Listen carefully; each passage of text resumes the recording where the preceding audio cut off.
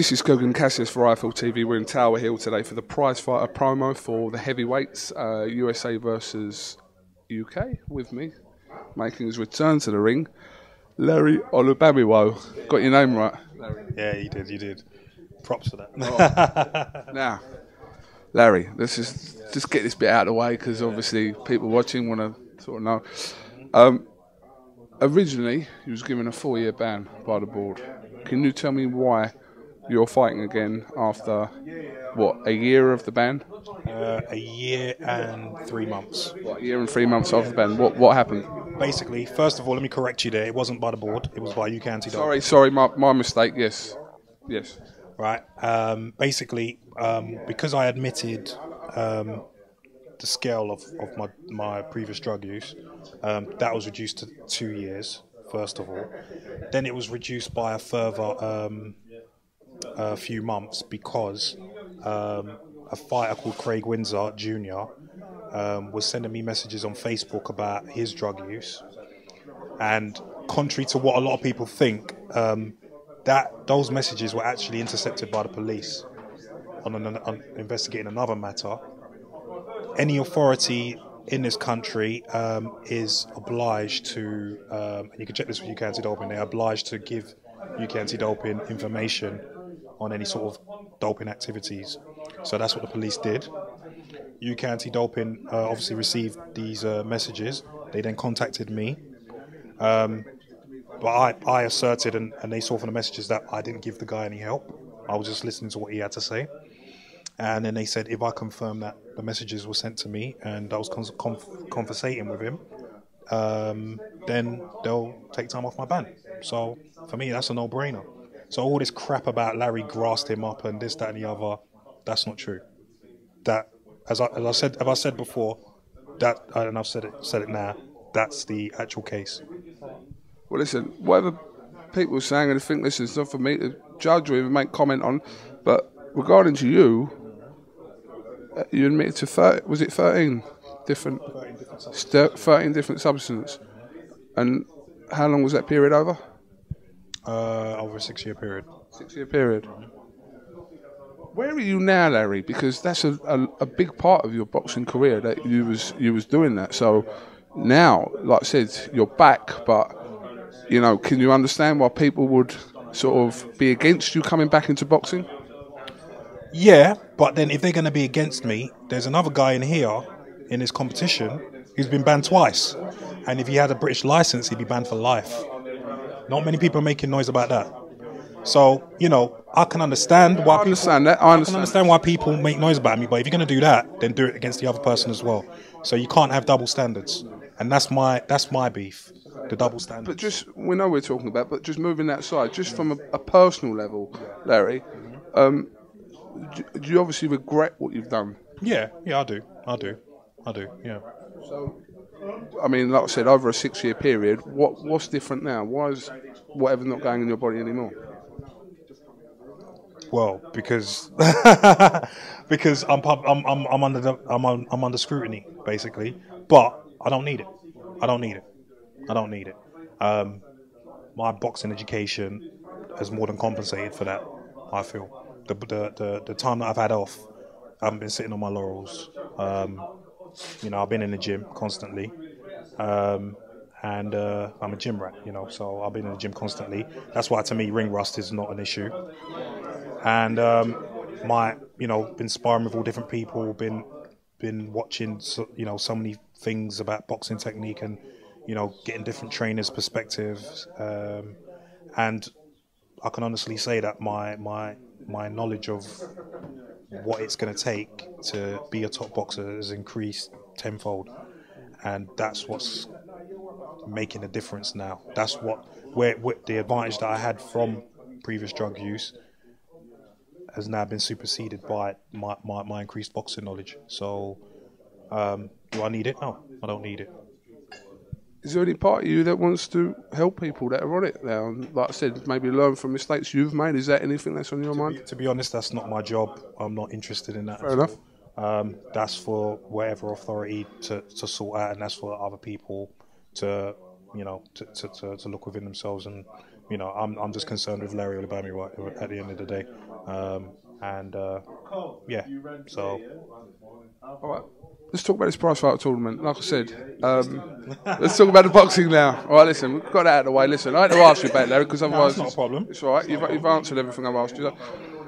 USA versus UK, very interesting, like I said, from across the pond and over here.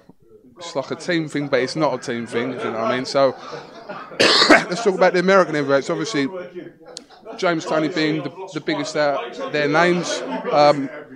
I don't know too much about Damian Willis and a little bit about Jason Govan, and obviously Brian Minto. So, what do you think of that opposition in their corner, if you like? Yeah, I mean,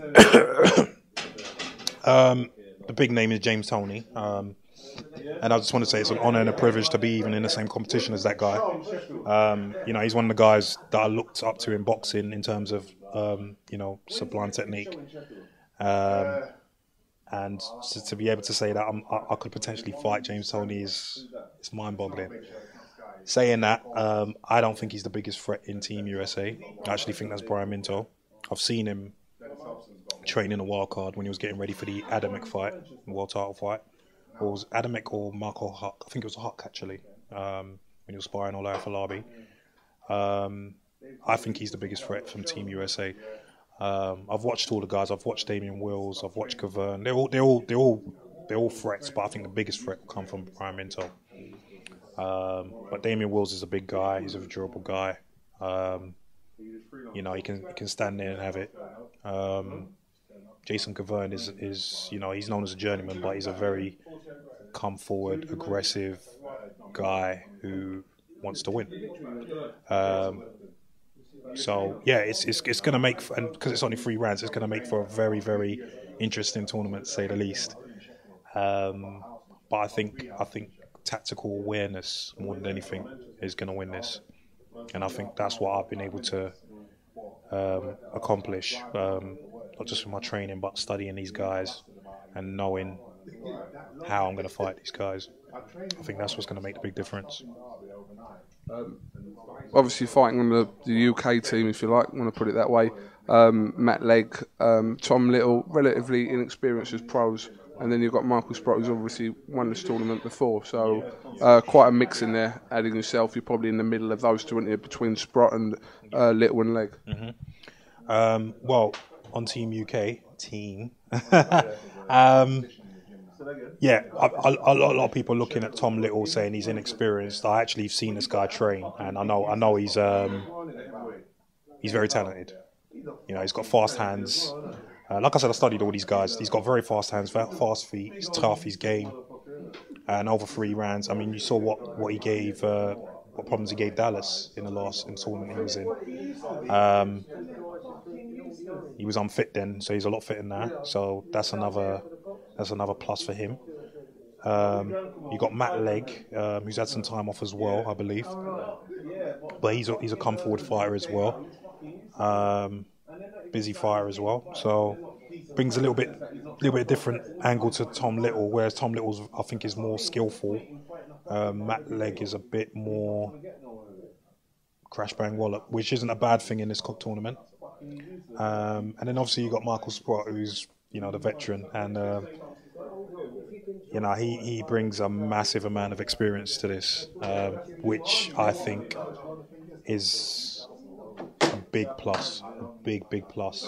I mean, that's the same thing James Toney has going for him, the experience, and obviously Michael Sprott has won this before, won a Prizefighter before, and that experience in itself is going to help him in this as well. So, you know, Team UK is pretty stacked as well. It's pretty stacked, and then obviously you got myself in it. Yeah, it's looking good. I think the potential matchups are going to be very exciting. Yeah. All right. Well, listen. Like I said, you're back. Let's see what happens now. Like I said, it's not for me or whoever to judge. It is what it is. People are going to judge anyway. Yeah, I know they are, but we know that they've already judged. But quite frankly, I don't care. You know, people can judge. You're entitled to your opinion. Doesn't really matter to me. I'm going to do what I've got to do. Simple as. So I'm just looking. With me right now and boxing, it's all about enjoying it. It's been taken away from me for a while, through my own fault. But it's been taken away from me, and it's made me realise that, you know, you've only got a short time in this sport, and then when it's gone, it's gone. And the buzz you get from just walking into that arena, whether the crowd are booing you or cheering for you, there's nothing like it. And it's for me to enjoy every opportunity to experience that now before it's taken away from me for good, you know, as in retirement. I think a lot of boxers don't think about that until it's gone, and then they realise, oh, you know, and that's what makes people want to come back. So I want to enjoy every second of the time that I'm back now, and that's for me. That's the main thing. If I'm enjoying my boxing, you will see me box to the best of my ability, and that's exactly what I'm doing. I'm enjoying it. So yeah, bring me on Prizefighter.